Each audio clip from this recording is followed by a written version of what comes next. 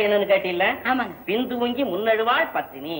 அப்படின்னா என்னங்க? என்னன்னா புருஷனுக்கு வேணுங்கிற பணிவிடை எல்லாம் செய்துட்டு பின்னால தூக்கி முன்னால எழுந்திருக்கணும். ஐயா, அது எப்படிங்க? உங்க முதுகுக்கு பின்னால தூங்கி உங்க மூஞ்சிக்கு முன்னால எப்படி எந்திரிக்க முடியும்? நீ ஒண்ணு கவலைப்பட வேணாம். எனக்கு முதுகுக்கு பின்னாலேயே தூங்கு, நான் திரும்பி முகத்தை காட்டுறேன், அப்புறமேல் நீ எழுந்திருக்கல. ஐயோ, நான் என்ன சொல்றேன், நீ என்ன கேக்குற? நான் தூங்கின பிறகு நீ தூங்கணும், எனக்கு முன்னால எழுந்திருக்கணும். முடியுமா? ஆத்தாடி, இது அதை விட பெரிய கஷ்டம் இல்ல? இதுவும் கஷ்டமா? நீங்க பேய் அலையிற நேரத்துல பென்சில புடிச்சிட்டு கிறுக்கிட்டு இருப்பீங்க, எப்ப படுக்கிறீங்க எந்திரிக்கங்கிறத எனக்கு தெரியாது. என்ன செய்ய, உன் தூக்கம் அப்படி.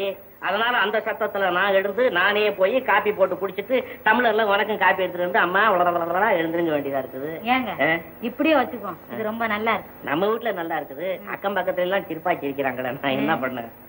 அப்போ